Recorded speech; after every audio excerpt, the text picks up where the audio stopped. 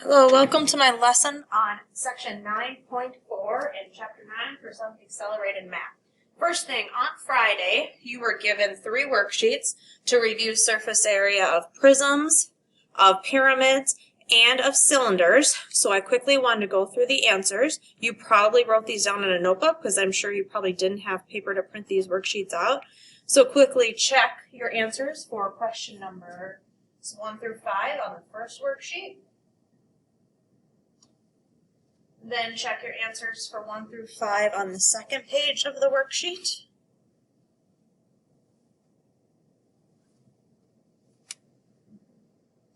And then check your answers for the last page of that worksheet. If you need to pause the video so that you can check those, if it takes you a little bit longer, feel free to do that. But hopefully you were able to review those 3 sections and get the surface area of all those different shapes down. Today's lesson is on volumes of prisms. In class, I'm going to show this Math Antics video that introduces the concept of volume to you. If you would like to watch this video, just go to YouTube and search in Math Antics volume, and then you'll be able to watch that video on your own. But what that video talks about is how to find the volume of a prism. The volume of a 3-dimensional figure is a measure of the amount of space that it occupies. Volume is measured in cubic units. So instead of talking about the surface and how much area each of the different surfaces in a 3-dimensional shape has, now we're talking about how much space can be put into the shape. So how much the shape holds. The volume V of a prism is the product of the area of the base and the height of the prism. And that's the general formula for finding the volume of a prism. You find the area of the base and then multiply that times the height. Now remember, prism could be a rectangular prism, could be a triangular prism, could be any shape as the base, but the same general formula works. The area of the base times the height. So first figure out what the shape of the base is. If your shape of your base is a rectangle, then you would do length times width and then times it by height. If the area of your base is a triangle, then you would do base times height divided by 2, and then times that by the height of your prism. So that's the general formula that we're going to use today. All right, so remember, your base could be any of the following shapes listed on this page. Could be a square, could be a rectangle, could be a parallelogram, could be a triangle, could be a trapezoid, could be a circle. Whatever shape of the base it is, find the area of it, and then times by the height of the shape. So the first shape we have here is a rectangular prism, and you can see the shape of this base is a rectangle.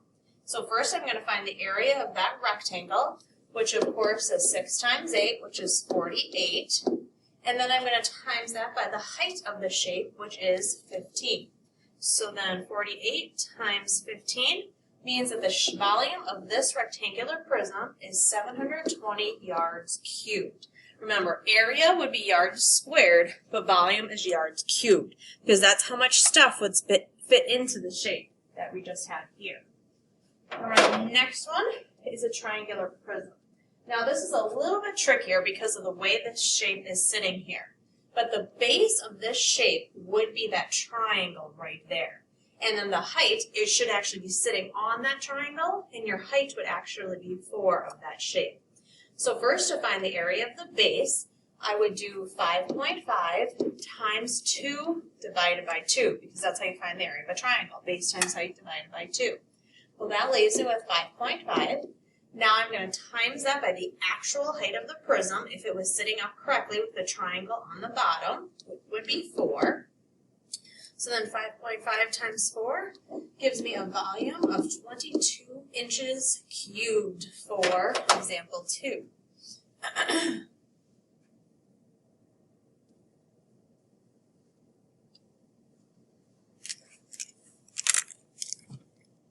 Sorry about that, I missed a page in my presentation. So what I would like you to do now is pause the video and find the volume of each of those on your own. All right, for the first one, it has a base that is in the shape of a square. So to find the area of a square, I would just do 4 times 4, which of course is 16. Then I would times that by the height of the cube, which is 4 again, and that would give me 64 feet cubed. For number 2, the base is in the shape of a triangle. So I'd have to find the area of that triangle, which is 5 times 12 divided by 2. And then I would multiply that by the actual height, because again, this is sitting on its side. It should be sitting on the triangle. So the height would be 9. And the volume of that would be 270 meters cubed. All right, now a real life application.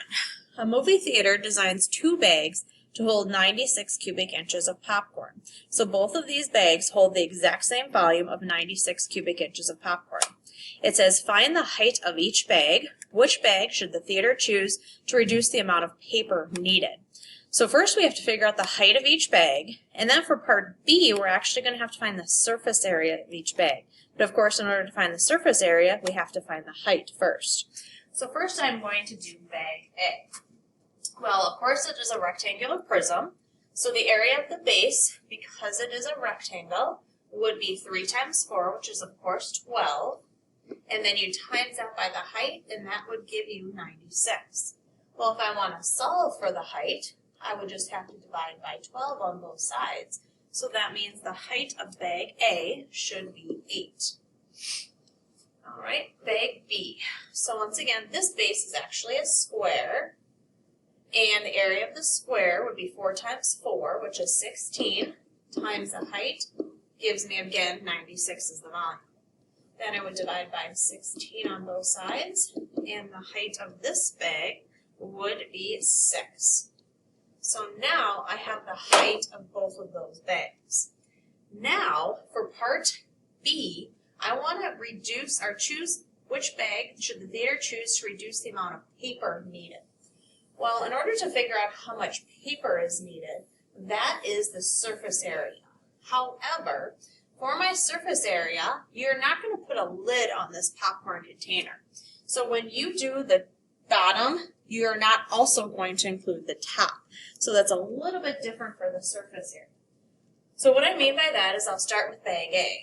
So I'm going to do 3 times 4. Now normally I would multiply that by 2, but since there's not a top, I just have to do 3 times 4 once. Then I would do 2 times 3 times 8 plus 2 times 4 times 8, because I got to do 2 times length times width, 2 times length times height, and so on to do the left, right, and front and back. So then that answer, 3 times 4, of course, is 12 for the bottom. 2 times 3 times 8 for the left and right would be 48. And then 2 times 4 times 8 would be 64 for the front and back, which means the amount of paper I need for bag A would be 124 inches squared. Now remember I'm using inches squared because we're talking about surface area now, not volume. All right, for bag B, we would have 4 times 4 because that is the bottom, but I don't times that by 2 because I don't have a top. Then it would be 2 times 4 times 6 for the left and right, plus 2 times 4 times 6 for the front and back. Well, 4 times 4 is 16. 2 times 4 times 6 is 48, and another 48 for the front and the back. And then I add those all together, and that gives me 112 inches squared. So if I wanted to reduce the amount of paper needed, I would choose bag B because it uses less paper. And it's not going to be any difference for the customer because the customer is still going to get the exact same amount of popcorn. It's just the shape of the bag makes it so that you're using less paper for that particular shape. Okay, then we have bag 3. You design bag C that has a volume of 96 cubic inches, so same as before. Should the theater in example 3 choose your bag? Well, what you're going to have to do for this one, I'd like you to try this one on your own, is first find out what the height of the new bag is. Then, once you find the height, then find the surface area of the new bag and see if the theater should choose this bag as having the least amount of surface area. All right, to check your answer, first thing I'm going to do is calculate the volume. So I know the volume is 96, so the area of the base would be 4 times 4.8, which is 19.2 times height divided by 96. So I divide by 19.2 on both sides, and I get the height of this new bag is 5.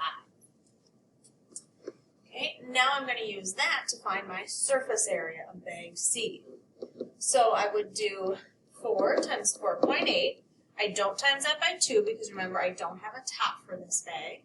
Then I would do 2 times 4 times 5 plus 2 times 4.8 times 5 for the front, back, left, and right. So first part here, I'm going to get 19.2. Second part, I'm going to get 40. And the third part, I am going to get 48. When I add those three parts together, I have a surface area of 107.2 inches square.